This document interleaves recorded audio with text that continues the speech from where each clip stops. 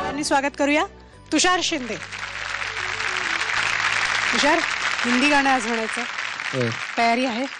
माझ्या परीने मी खूप तयारी केली.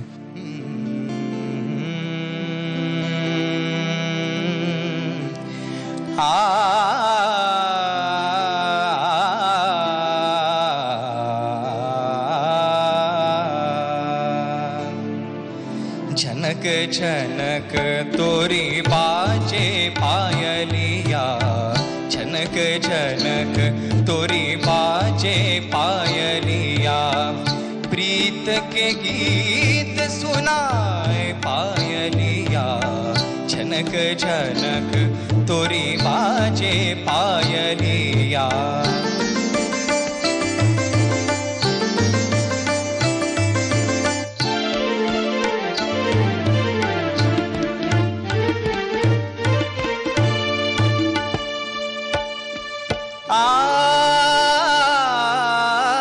रंग महल और रैन सुहानी,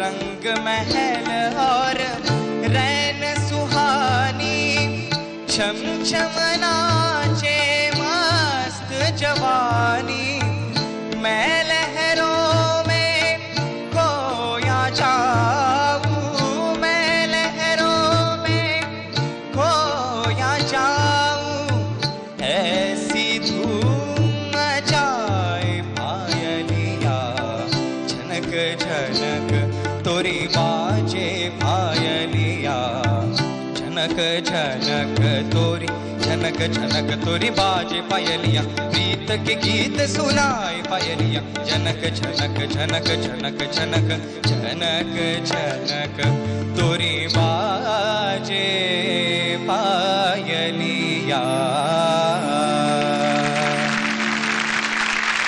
वंडरफुल तुषार, छान झालं गाणं. आणि तू मन्नादांचं गाणं सादर केलंस. मन्नादांना नुकताच दादासाहेब फाळके पुरस्कार मिळालेला आहे, तेव्हा एकदा त्यांच्यासाठी टाळ्या झाल्या पाहिजेत आणि मला वाटतं सगळ्यांनी उभं राहून त्यांच्यासाठी टाळ्या वाजवल्या पाहिजेत.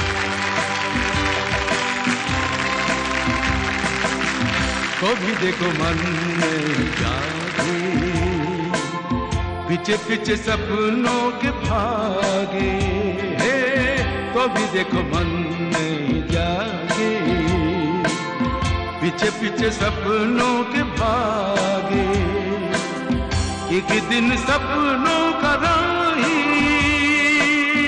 चला जाए सपनों से. खरंच इतकं डिझर्विंग अवॉर्ड आहे हे त्यांच्यासाठी. खरं त्यांना खूप आधी हे मिळायला पाहिजे होतं, पण तरीही भारत सरकारने ह्या वर्षी त्यांना ह्यांनी हा पुरस्काराने गौरवान्वित केलेला आहे. त्याबद्दल खरंच मनापासून खरंच खूप खूप खूप आनंद होतोय. Thank you very much. राग दरबारी जब भी गाया जाता है तो उसमें एक एटीट्यूड होता है. एटीट्यूड मतलब ये दरबारी बना ही है, ये सब रागों का शेर बोलते हैं ना, राग शेर होता है ये राग. अगर इस गाने में अगर ये लगे कि अगर ये गाना अगर हमने सुना नहीं होता पहले, अगर ये गाना नहीं बना होता और अगर तुमने ये गाना गाया होता तो ऐसा लग रहा था जैसे तुम कहीं पे भजन गा रहे हो. इसका एटीट्यूड बहुत जरूरी है. झनक में ही इसमें इतना उतार चढ़ाव है, एकदम से फेड इन फेड आउट होता है.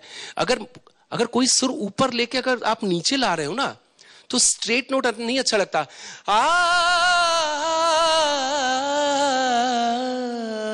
ये जब तक नहीं आएगा ना तो गाने का कोई तान का किसी भी उतार चढ़ाव का मजा नहीं आता. ये छोड़ दो कि ये कंपटीशन है, ये सोचो कि ये स्कूल है और यहां से मैं सीख के जाऊंगा. Forget about the competition. आज ये तुम्हारा पहला लेसन है. तुषार, तू टेक्निकली तसा व्यवस्थित गायला, सुरात आलात, पण अभिजित दा म्हणतात ते 100% बरोबर आहे. की काय होतं की आपण अगदी तुला साधं उदाहरण देतो की आता आम्ही अवधूत पण मान्य करेल, अभिजित दा पण, की आम्ही प्रोग्रामसाठी इतके फिरत असतो दौऱ्यात. अनेकदा जेवण तेच असतं पण आम्ही गाडीत कधीतरी गाडीत बसल्या बसल्या सँडविच खातो. की आता दिवाळी पहाटचा कार्यक्रम करायला निघू तर थोडं पिशवीत बांधून घेतल्या चकल्या त्याच खातो, शेव तीच खातो. पण घरी जेव्हा आई असं छान ताटलीमध्ये सगळं मांडून तुमच्या समोर, पाणी पण आहे त्याच्याबरोबर, मग अजून काय, कॉफी आहे, आणि तुम्ही सगळं फराळ मांडून खाता, याच्यामध्ये काय फरक असतो? पदार्थ आपण तेच खातो टेक्निकली, तसं टेक्निकली गाणं हेच असतं, पण ते तुम्ही किती सजवून मांडता स्वतःसाठी, ते म्हणजे जे आता दादांनी सांगितलं. मित्रांनो, आपल्याला मुंबईतली मुलं असतात, मराठीच मुलं असतात, पण ते उत्कृष्ट हिंदी बोलतात, चांगलं बोलतात. का? कारण दररोज साता येता भैयाला सांगायला लागतं ना, अबे वहां लेके चल, क्या कर रहे हैं, आजूबाजू सगळे, बरोबर की नाही? दरवाजावर तो मासे विकायला येणाऱ्याला रेग्युलरली कोळी म्हणतात, पण आता जर का तो भैया असेल तर त्याला काय म्हणायचं? भैया कोळी? मासे विकायला भैया का येईल? मासे विकायला भैयाच येतात. तुला माहितीये का? बरी आहेस का तू? घेतेस कधी विकत जोशी? अरे घेते, पण माझ्याकडे कोळीण येते रे. नाही, कोळी नाही, तो भैयाच येतो. का हो दोघे? पापलेट है, सुरमई है. असं आम्हाला सवय असते रे हिंदी, म्हणजे सांगायचं येतो असं की मुंबईतल्या माणसाला. कोल्हापूरच्या माणसाला सवय आपल्याकडे कुठं लागणार सवय? त्यामुळे हिंदीतनं बोलायची सवय लावून घ्या फक्त मित्रांमध्ये. एक दररोज तुम्ही म्हणायचं की 1 तासभर आपण मित्रांमध्ये हिंदी बोललं तर आपल्याला हिंदीची सवय लागते. पुस्तकं हिंदीतली वाचायची, मोठ्याने वाचायची, नाहीतर मग तो उच्चार येत नाही. हळूहळू मग त्याची सवय व्हायला लागते.